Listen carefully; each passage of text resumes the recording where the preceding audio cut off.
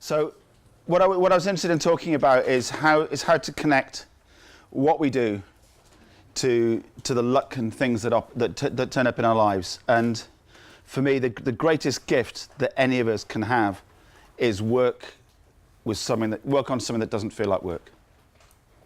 And one of my base propositions is that the idea of work has passed its sell-by date. I stopped work quite a number of years ago. I still do quite a lot of stuff. I get up at 6 in the morning and I do things, but I don't. A lot of people would have to stop what they do to do what I do. So I do the kind of things that people would retire to do or have to do in their spare time. And the idea of separating what we would do with our lives from what we do to earn the money to keep us living is for me the really interesting space. And I live in Wales, on the west coast of Wales. Wales was the crucible of the Industrial Revolution. And the education system in Wales was designed to produce people to work in factories. You work in factories, die early, and your job is just to work in factories to make other people happy.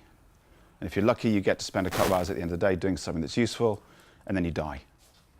And in the Welsh valleys, today, there's a 10-year difference in life expectancy between the top and the bottom of the valleys. There's a legacy of that kind of crap way of working.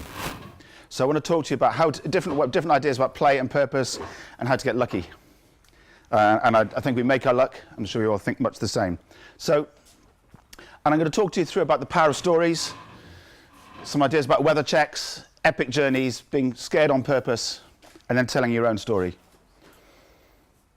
And you'll get the slides afterwards, and I'm not going to read this through. This is the William Murray quote. William Murray is a Scottish mountaineer who did an attempted climb of Mount Everest in 1952. And the key thing that he said is that, we hadn't really done much. But what he realized is that the minute that they committed to the journey, because they bought their boat tickets, then a whole bunch of other stuff happened. So at the moment that they committed to the journey, and he says, until one is committed, there is hesitancy, the chance to draw back, always ineffectiveness.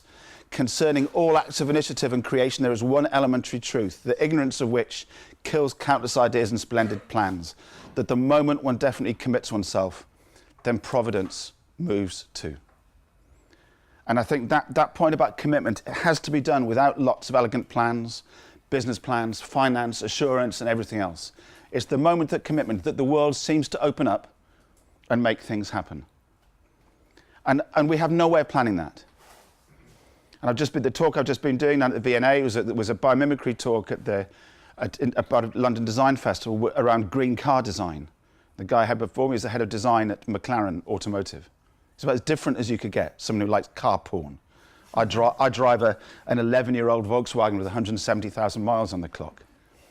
But there's a whole bunch of stuff to share about the principles of design that people who do it for a living can share with us. And part of that is about making the most of those spaces. So it's a great quote.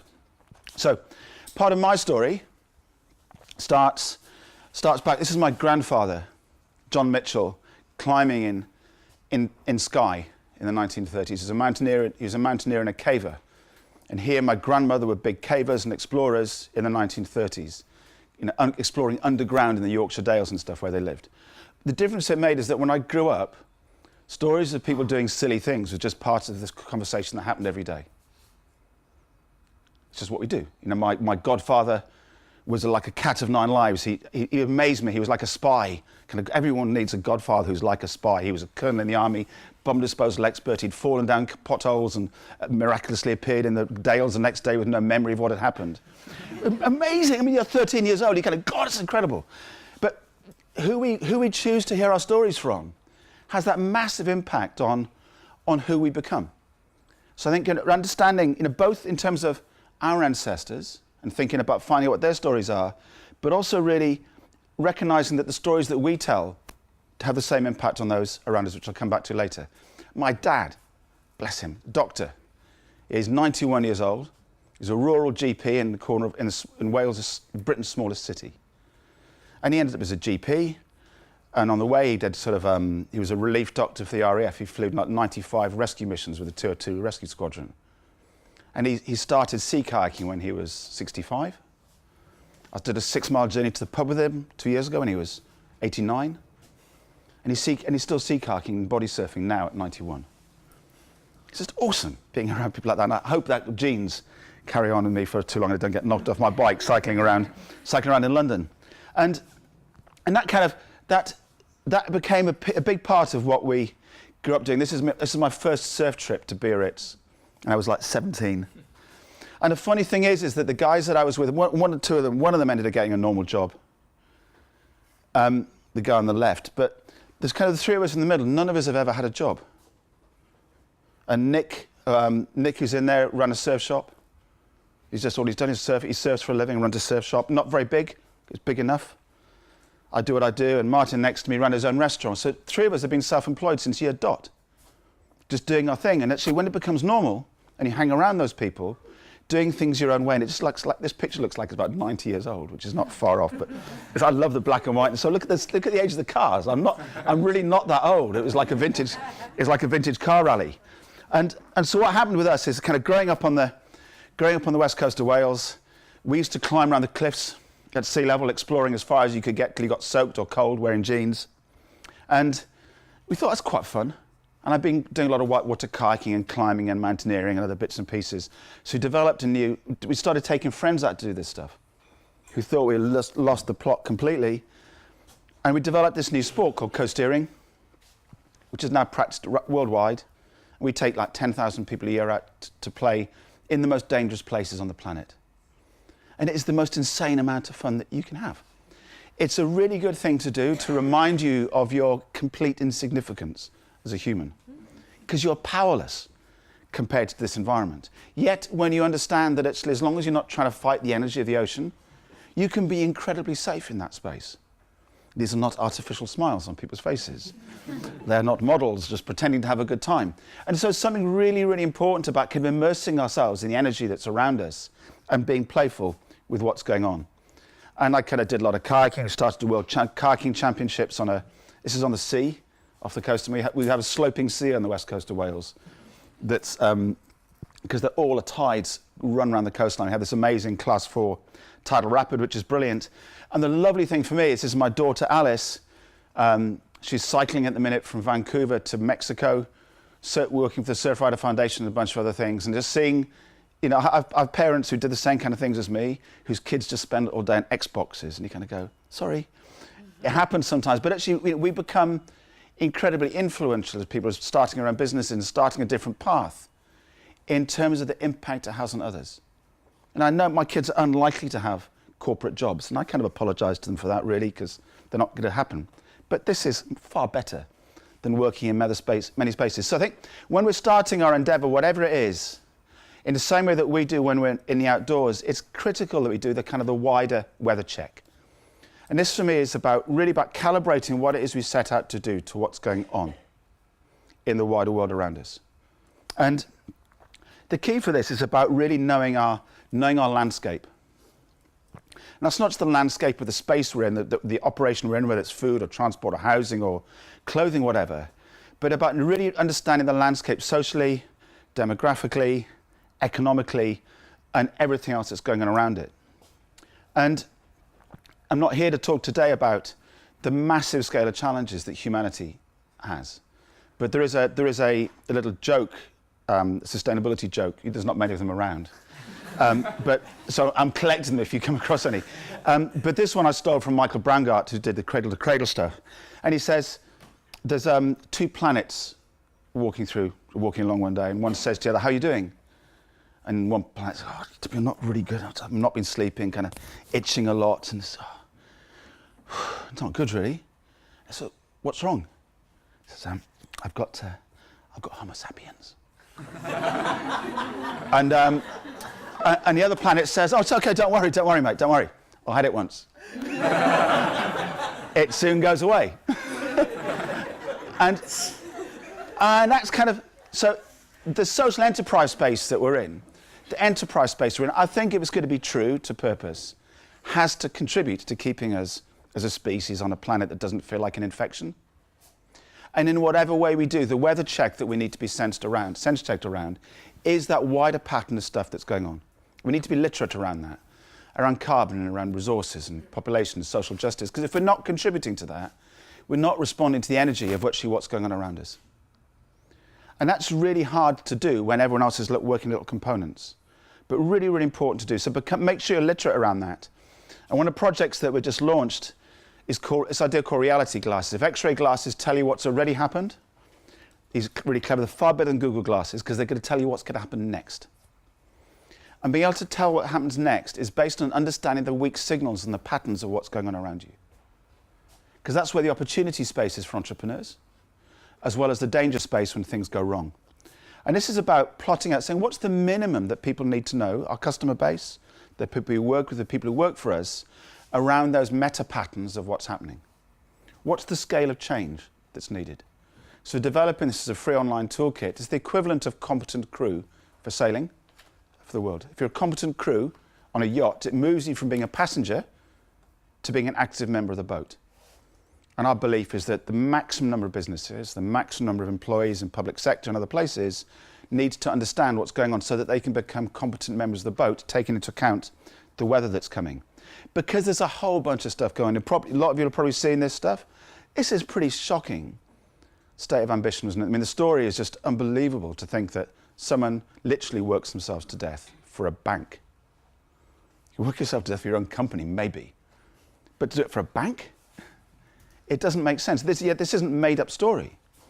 And we know that the reason that you're here, I guess the reason you're here is because this isn't part of what we're about. But this idea that you wait 45 years to have fun is nonsense. And it's too long time as well to make a difference.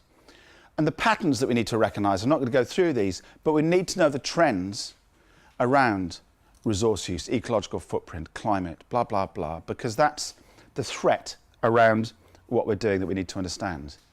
And there are big patterns as well that go the other way from the guy who died in the bank. And I think this gives me real hope, is that when people who've got the skills that they developed in the corporate world take those and put them into the social space, is where the opportunity really grows, because actually the people who just do the farming stuff often haven't got the skills to do more. So in planning our epic journeys, we need to start the journey where we want to finish, because it's much easier to clean up things than when you've made a mess. There's meant to be a than in there. Too often we do stuff and then we worked in the wrong job for half a life and then try to make amends when you retire. Let's start at the right place. And this is engineering-wise, people talk this about creating front-of-the-pipe solutions, not the end. So I'm a non-exec on an organisation called Natural Resources Wales, which is in Wales is our equivalent to Environment Agency, Forestry Commission and Natural England. We license people to pollute our rivers. As long as they fill in the forms okay, they've done the job. Same in England, same everywhere it goes. And it's a silly way of doing things. We need to redesign stuff so that what goes into the top of the pipe ends up being the thing we want to come out the bottom. I'm not sure if you can see this in the light. This is my life's work in one slide. I know Nick will have one of these for sure. But it's really important to have one PowerPoint. If you're going to do PowerPoint, condense your life into one slide, preferably 4 boxes. So it goes like this. And I want you to think about this in terms of what you set out to do. So however we judge performance, whether it's happiness or wealth or anything else, let's say we judge it on a 1 to 10 scale. And we can focus on what the rules say or reality. And so what do the rules say about how much fun you can have at work? It's not part of the recipe at all. But more importantly, if you ask about what do the rules say around social justice for business, there's a minimum wage thing. Minimum hours contracts are okay. The legal level of compliance of business around what you have to deliver is astoundingly low. I talked to the chief exec of a local authority recently who said, where would you put your organisation? Anywhere on here? He said 2 out of 10 on this side, because it's not very good at doing it. But even the businesses that get 10 out of 10 in that space still shouldn't have a license to trade. So that's people who make bad products, products that are bad for people, bad for the environment, bad for society. But they're awesome at shipping. Pick Coca-Cola, take pure water, mix it with sugar and resell it. The fact you have multiple flavours doesn't make it a good product. But the problem is that down here, and I think this is a really interesting thing about the startup space, is that the startup space and the community space and the activist space is that if we're not careful, we end up with a kind of good understanding, a bit of reality, but we have no ability to deliver. Because the people who sit here don't have the skills on how to ship. And my question is to say, if you took reality into account and took a 10 out of 10 score on it, this idea of R10, what would that look like? Because what I've found is that when we start at the end point of what we're trying to create and then work backwards, you overcome a huge number of the hurdles that stop other people making things happen. And one of the reasons for that is that the people who are really good at doing the yes buts protect this area of current performance with a force field of yes buts. We'd like to make people happy, yes, but we're busy, or yes, but policy, or yes, but process or procedure. But when you start from the other end, they haven't practiced at all telling you why this stuff won't work. At all. It's like having ninja skills. It's brilliant, because they go, oh! I mean, it's really, really interesting. So one of the examples that we talk about is to say, in Cardiff, for instance, city of 300,000 people, we'd say, based on this model, so knowing what we know about well-being, health, transport, air quality, cost, and a whole bunch of other things, what percentage of kids would be able to cycle when they leave school? Health, well-being, cost, money, blah, blah. What percentage of kids would you have being able to cycle when they reach adulthood? Now, haven't got to, but have the choice. What percentage would you go for? 100%, of course. How many people, guessing, it's audience participation thing, okay. So, how many people, roughly, would you need in a room just to get to scope what that might look like, the plan to deliver that? Roughly how many people? 10? 20? No more. How long would it take? Roughly. 2 hours? It's not longer, is it? Because you have a cycling profession, some highways people, some parents, some kids. It's a couple of hours' work to develop what we would call a crap plan. Now, crap plans are one of the most invaluable things you can do in business. Banks loved really detailed business plans that are crap. It's funny, isn't it? We spend our time doing really detailed plans and, I'm going to do all this, that are rubbish because we over-plan them. And the key thing is that the crap plan is just a rough idea of how you might deliver it. Because once you create a crap plan and say, okay, well, and I'll give you a specific example of this. One of the guys who met at the Do Lectures this year has been working with St. John's, a charity, and they were saying that more people die of that could be cured, or helped rather, by first aid than die of cancer every year. So basically more people die of accidents than cancer every year. And first aid would fix it. So 1 in 4 is about the number you'd need to be trained in first aid, basic first aid, to fix that. And that would save the same number of lives every year as people die of cancer. It's a big number. But to work that out, you don't need to do a really detailed plan. You just go, well, how many people, how many hours, how many volunteers, how many places, and spec it. And once you've done that, you've got some rough costs, so you can start the process. So really, really stretching your imagination to this top right-hand corner, fully informed by reality, is one of the most liberating things that you can do, because it inspires people. And it's the inspiration that gives us that fire to go forwards. So a couple of the ideas that we're working on. Wild geese flying in formation save 65% of their energy by surfing the vortex of each other's wings and rotating the leadership, and they also honk. That's that. You can, but the principle is still sound. So the proposition of slopestream whales is that if wild animals can do this stuff and save that much energy, is it feasible that government and business and social enterprise could do the same if it got its shit together? And that's our proposition. And so we've launched this as a project with the First Minister to it's a blackmail project essentially, to say to government, if all of these people in social enterprise and startups and big business are already doing this stuff, how come your standards are so low? It's really odd. So we've launched this, and we've got businesses from Lush to Vivian Westwood to PwC on board to in fact sign a confession, which is saying we don't know what to do yet. I'm like the serious. I've got a new badge I need to get made, which is the Seriousness Monitor. And what Seriousness Monitors do is ask people to say, "Are you serious about this stuff?" And they'll go, "Yes, yeah, very serious. We've got Plan A." So good. So now, if you've got Plan A and you're serious, you would have a plan that you could deliver across the scale of a small country, wouldn't you? And you go, no. Isn't it about time we did? Because if you can't prototype a small country of 3 million people at 20th of the UK, taking into account the reality we talked about earlier, we have not got a chance.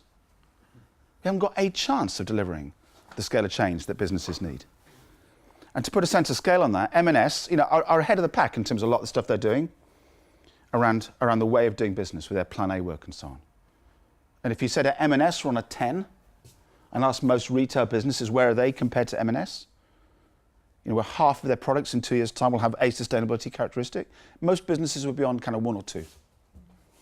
You ask M&S where are they go, well, we're on about a 10 out of 100. Which means that most businesses in the retail space, and I suspect others, need a 40 or 50-fold magnitude order improvement to deliver long-term security and resilience in our communities. That's the opportunity for people starting new businesses as we go forwards. A couple of other projects we're doing. Co-conspirator here, Carlos. So a project we're saying R10 type thinking. Well, what is it the kids would know about food if you wanted to create a healthy nation by the time they reach adulthood? It's not all about kids, but an easy start point. So we came up with a project at the Do Lectures of saying, well, how about getting every single child in our country to grow the content of 10 jars of food from seed to the shopping basket as their first enterprise. Brand it, market it, research it, grow it, process it, sell it, give half the money to Africa, and spend the half the money in the UK to do more money in their schools.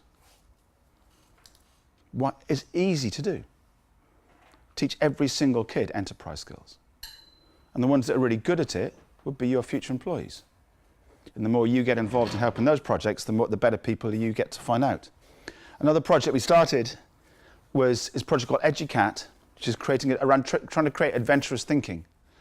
So we just got some funding to work with every single 15 to 18-year-old in one county, in Pembrokeshire, where we're based, teach them sustainable innovation and problem solving, so that they end up knowing that they can start to make things happen. The sad thing is that some of the kids who are working with have already been so well trained in school that at 15 they know that nothing I do will make a difference. They're that well trained. It's amazing, at 15 they're saying there's no point. And we have to undo that if we're to release the potential around the social enterprise space. And I think for me, one of the most important things is this stuff about staying informed and building our brain trusts in spaces outside our own interests. And it doesn't matter who's on there. I mean, for me, the Do Lectures was like dipping into the wellspring of this.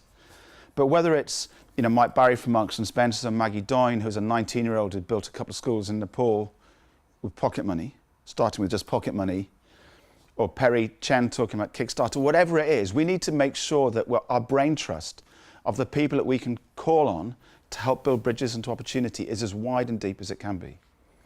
And going back to our 10 stuff, very, very few people are interested in helping you to make a 0.2% improvement in something, because it's a kind of day job.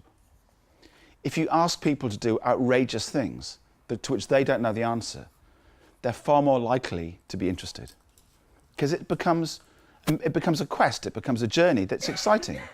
So the more different people you put onto your map, the better. But make sure that includes politicians, elected representatives, local councillors, that widest group. And I doubt if there's anyone here who hasn't heard of TED. In Wales, Wales is a cute country. You go into the public sector in Wales, you say, TED, and they go, TED who? Because if you work in government, the servers mean that you can't go onto any sites like YouTube or this. So the vast majority of people charged with making social change happen at a national scale have no access to any of this content. Unless they happen to hang out with designers or entrepreneurs, they will not have even heard any of this stuff. Whether it's Ken Robinson's talk or Nick's or anyone else's, they're just not out there. So one of our jobs, I believe, as entrepreneurs and as social entrepreneurs, is to enrich the ecosystems that we depend on for our own nutrients and ideas. And that means helping to get this stuff out to people in a safe way so that they get to find out those stories. It's not the answer to everything, but there is some really important stuff on there to make it happen. And I think with all of this, and this goes back to setting out to do really big challenges, I think there are times at which we need to just fall into the universe. And this is the universe from my front door. Is recognizing that if we are doing the right thing for the right reasons, and it fits in with our whole being, and it fits in our heart and our soul, then actually the universe seems to work. But part of that means being good at managing. Part of that means being good at managing risk. And the risk bit, I guess, is about understanding if you want to do the falling, you need to work out how do you minimize the risk of the fallout in as many ways as possible. And that's really practical stuff about minimizing debt, maximizing opportunity, minimizing the weight with which you fall, because then you can fall lots and work on that basis. And the stronger our network is, the more people there are that pick us up. And a few years ago, I built a new house with this view, so it's right on the corner of Wales. And it's an amazing place to live. And we got to a point where, talking to my wife Sarah, said that in terms of the work that we do, she's a therapist and a healer. In terms of the work we do, if it came down to it, we'd sell the house and go and live wherever to be able to continue the work that we do. And the freedom that chance, that commitment gave us, is one of the most important things we ever did. We are not our house. It's an amazing place, but actually we are not a house. We are not our property. We are not our things.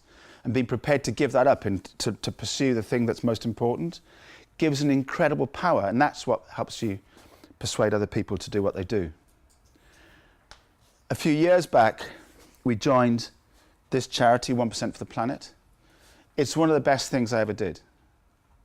And 1% of the Planet to date has given away about $100 million in revenue from companies to environmental charities. My accountant thought it was the worst thing you could possibly do as a business. Well, you don't make enough money to do this because it comes out of your turnover, not your profit. But giving away 1% of what we earn to other people's projects is probably the single best thing I've ever done, because it's a commitment that comes with it, growing the ecosystem. We're a social enterprise, but growing other people's social enterprises is what creates a massive number of opportunities that also start really interesting projects. And we actually ended up using it to fund the education project. So it didn't actually cost us anything because the money was already committed. And you end up meeting other people with that same kind of commitment. And if you can't afford a 1% tax for good to help other people grow that system, I think we're kind of missing the point. So fear on purpose. There's lots and lots of things that we can be scared of, I guess. And one of the best articulations on fear is from a comedian called Edward Izzard.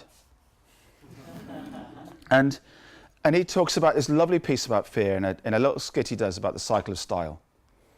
And the cycle of style basically says that wherever we sit, we're somewhere within the cycle of fashion. The cycle of fashion starts with looking like a dickhead and goes around eventually. You kind of go around from looking like a dickhead to being average. Then it becomes fashionable, groovy, really hip and groovy, and then you look like a dickhead again.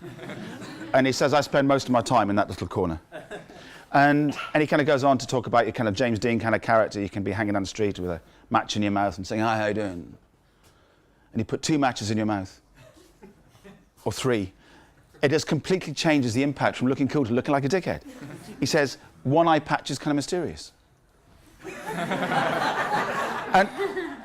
And the funny thing is that the gap between actually looking cool and looking like a dickhead is really small. And when you're in the enterprise space, often what we fear most is looking like a dickhead. We fear if we're not careful, we let our perceptions of what other people think about us stop us doing what we want to do. Because whatever we do in the work that we do, it will be in that different space. And everyone else who's in that comfortable, normal space, like average land, will be telling you it can't be done. And they're scared that you might succeed, because if you're scared, it makes them look worse. So what I would put to you this about the fear on purpose about other people is before you just pay any attention to other people's opinions, ask whether or not you think they're there to help you. Because people who've done it before, have been in your shoes, or understand what you're trying to do, will generally speaking be supportive and help you. So don't worry, it happened to me, or give me a hand, I'll help you. The people who are scared by your potential success are the people who want you to fail. So make sure we don't listen to them.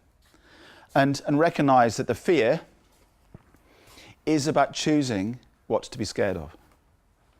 We had the Red Bull Cliff Diving Championships with us just up the road from us last weekend, and we spent quite a lot of time jumping off cliffs, coasteering and that kind of stuff. It's a really good thing to do, to choose what to be scared of. It's only water. But actually knowing the consequence, knowing the reality of consequences, and vice versa, is really, really important so we can understand risk properly and recognize that actually most of the stuff we're scared of, like, oh, what if it doesn't work? It's no problem. Start something else. You know, it doesn't matter most of the time. And if we can let go of that being scared, it gives us the focus to really work on what matters. And whether it's in the ocean, on the land, or in business, recognizing that developing the skills to get out there and play on the edge is possible because it's what the people around us are doing all of the time. This picture was, this is another of our 10 Jars team here. This is Fergal Smith. He's a surfer. He spends his time gardening and running social enterprises on food for his training. This is what he does for a living. And but the key thing is that the way, and it sounds cliched, I guess, but the waves are there to be ridden, and you don't get to ride waves like this by going out there on day one. I was invited to go and spend some time with them. I said, no thanks. I'm a surfer, but not that kind of surfer. But actually, we learn to ride those waves by starting on the little stuff. And if you put in the time, it's easy enough to get to wherever we want to get to. But recognize them and welcome them, and let's not be scared. And I think, for me, the biggest problem around a lot of the environmental space and the sustainability space is people are scared of what it might mean. And unless we can turn that fear into opportunity around food and transport and housing and resources and different ways of doing things, we end up in a really, really bad space. Education is designed a lot of time to keep people scared because you don't comply. And the enterprise space and the entrepreneur space is about not being scared and recognizing, I think, what those are about. So for me, this is about trying to encapsulate this question, I guess, is if the world knew what I was capable of, what would it ask me to do with my life? Knowing that talent. What's the biggest thing I could get asked to do? Otto Scharmer talks about this in his Theory U. So the different levels of engagement with reality. Part of it's about engaging your head so you know what's going on. Then the heart piece is about connecting what your head gets, the information that you get in your mind, with what you hear, with what you feel in your heart.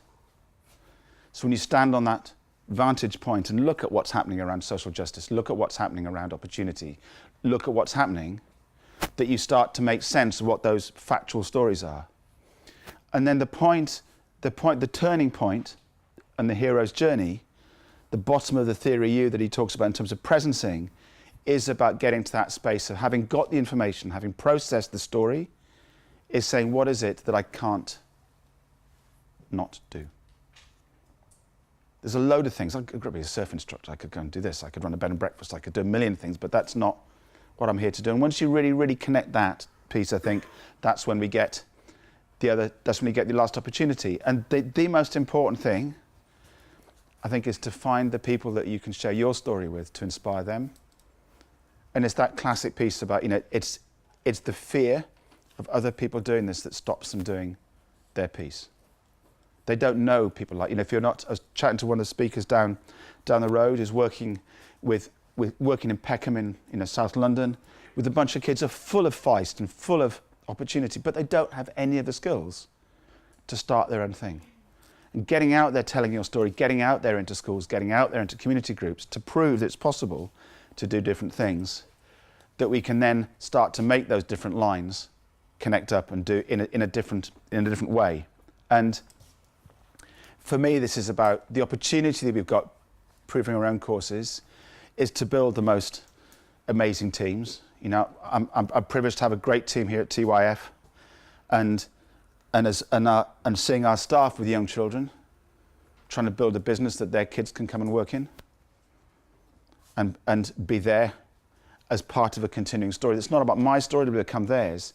It's something that gives me real opportunity, and that when I tell the team about this, it makes them cry. But the joy of being able to create a business that's about a lifetime of generations in a community that work together and play together is one of, I think, the greatest things that we can do. So the more radical your ideas are, the more true they are, the more luck you'll have. And I'm happy to share those ideas with anyone, anytime, and those are my contact details. Thank you very much.